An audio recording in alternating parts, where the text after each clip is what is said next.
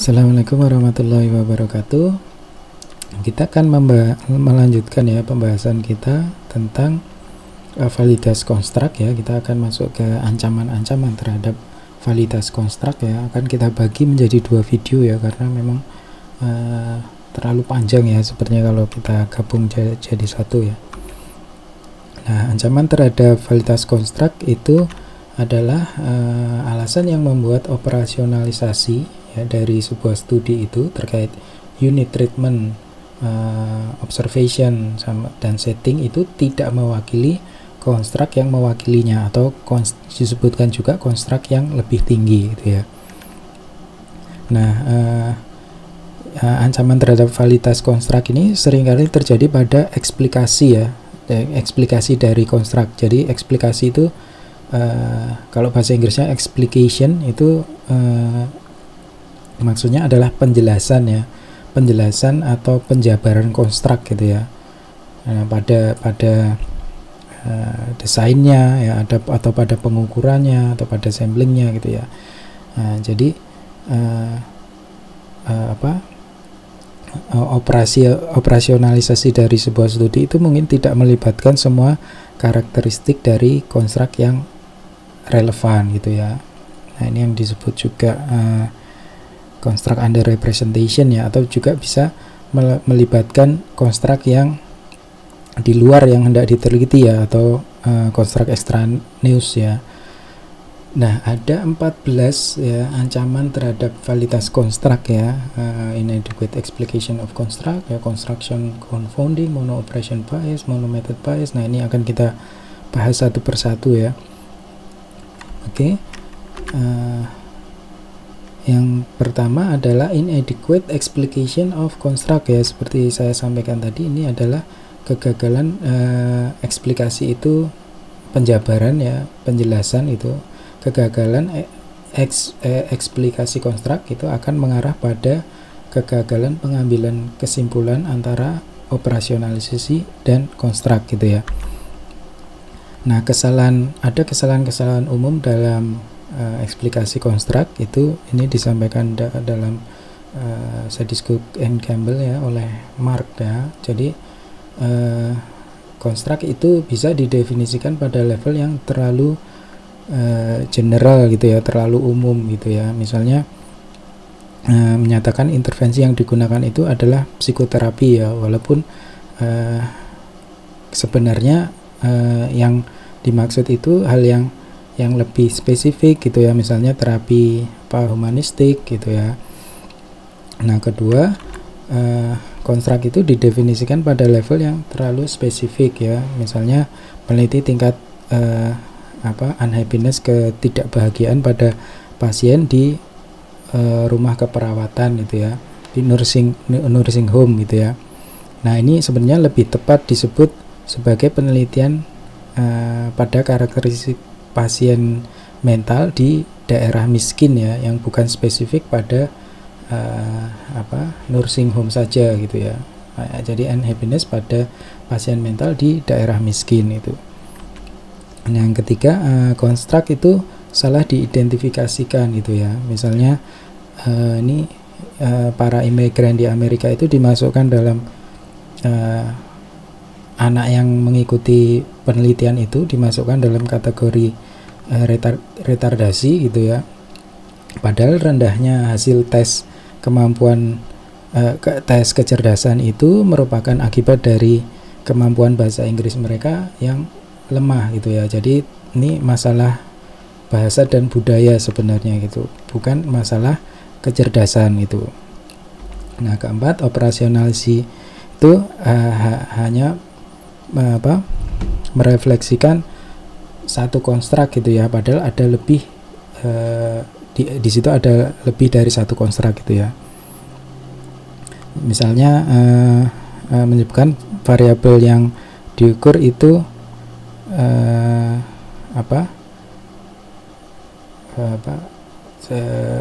terkait pengukuran depresi itu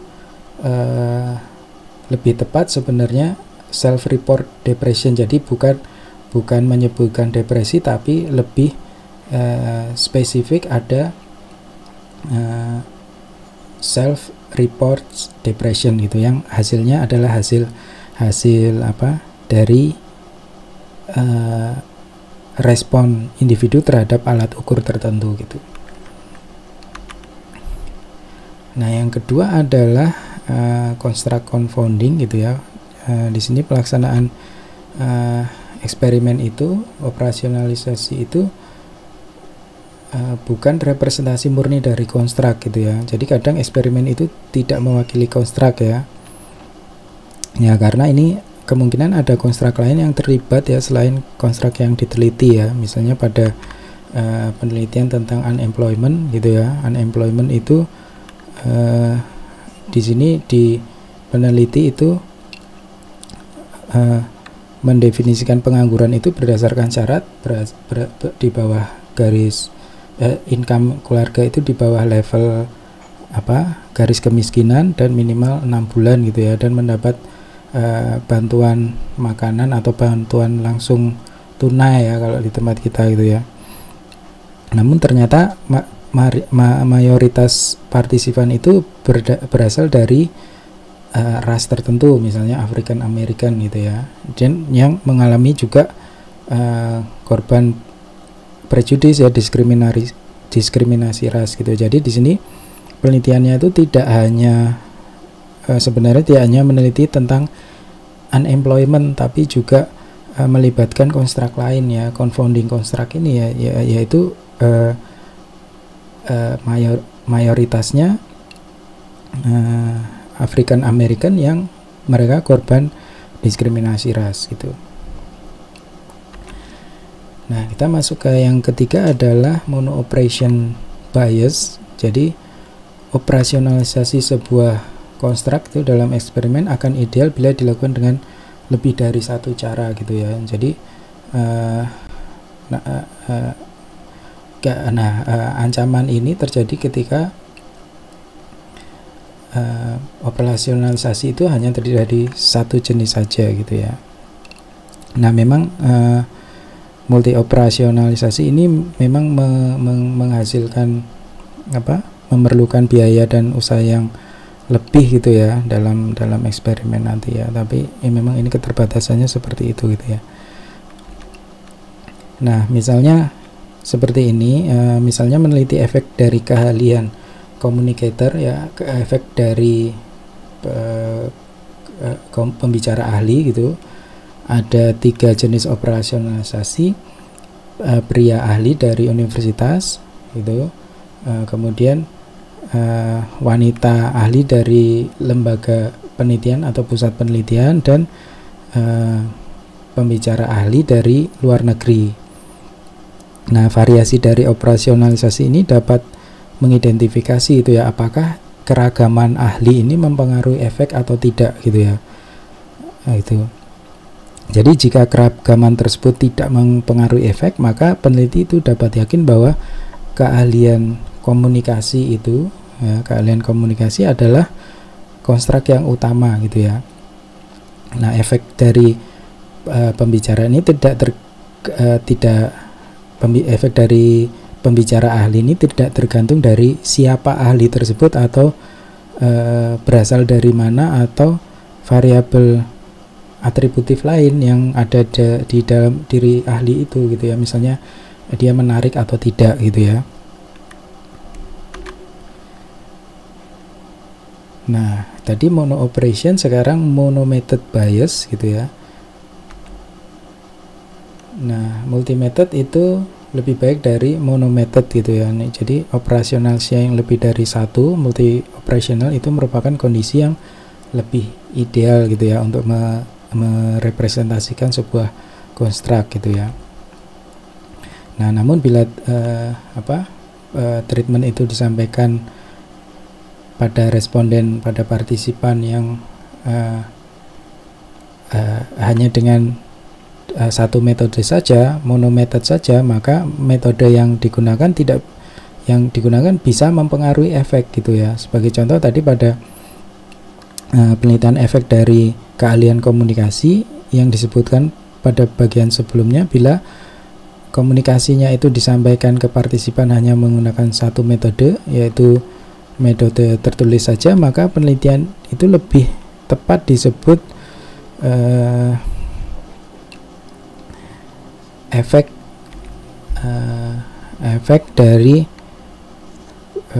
dari ahli komunikasi yang disampaikan secara tertulis gitu ya. Metodenya cuma satu, tertulis gitu. Nah, ini untuk memperjelas bahwa kita tidak mengetahui efeknya jika penyampaiannya disajikan secara langsung ya, ahli yang bisa dilihat atau didengar gitu ya. Contoh lain terkait multi-method ya, adalah dalam pengukuran gitu ya. Respon itu dicatat selain dengan tulisan, karena jangan-jangan dia bukannya tidak bisa merespon, bukannya dia kemampuannya rendah gitu, tapi karena responnya hanya satu, dicatat dengan tulisan saja, sementara dia kemampuan menulisnya kurang gitu ya. Nah, juga responnya juga disampaikan dalam penskalaan psikologis, itu responnya favorable dan unfavorable gitu. Nah, ini otomatis ini lebih mudah ya daripada mono operation tadi ya, karena tadi lebih kompleks ya, lebih membutuhkan banyak resources gitu. Nah, yang nomor 5 adalah confounding constructs with levels of construct gitu. Jadi experimenter itu bisa berkesimpulan tentang construct itu gagal mengidentifikasi beragam level dalam konstruk tersebut, konstruk yang diteliti itu ya. Jadi kesimpulannya itu mungkin akan berbeda jika level dalam konstruk itu bisa diidentifikasi ya. Sebagai contoh misalnya treatment itu dianggap tidak berefek gitu ya, padahal yang tidak berefek itu yang treatment pada level rendah gitu ya. Nah, juga misalnya treatment A lebih baik dari treatment B, padahal lebih tepat treatment A pada level 1 itu lebih baik daripada treatment B pada level 0 gitu. Nah, selanjutnya treatment sensitive factorial structure ya. Ini berkaitan dengan kemungkinan treatment itu membuat partisipan menjadi lebih sensitif ya terhadap konstruk yang diukur ya. Jadi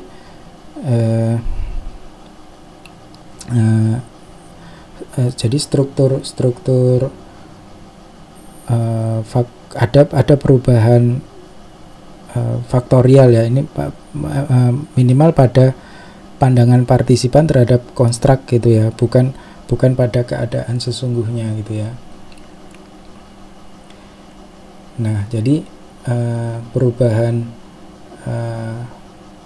struktur ini terjadi pada individu yang mendapatkan treatment gitu ya. Jadi misalnya pada pelatihan hidup sehat gitu yang berfokus pada peningkatan pengetahuan tentang makanan sehat gitu.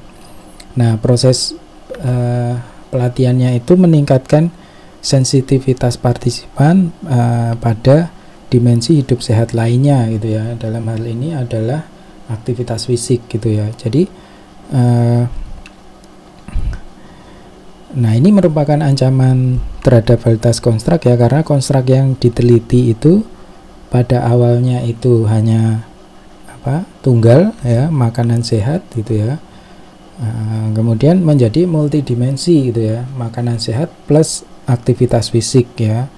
Nah, padahal dimensi aktivitas fisik ini tidak terukur dalam pengukuran output gitu. Nah, jadi struktur respon yang sini sensitif terhadap pelaksanaan treatment gitu ya.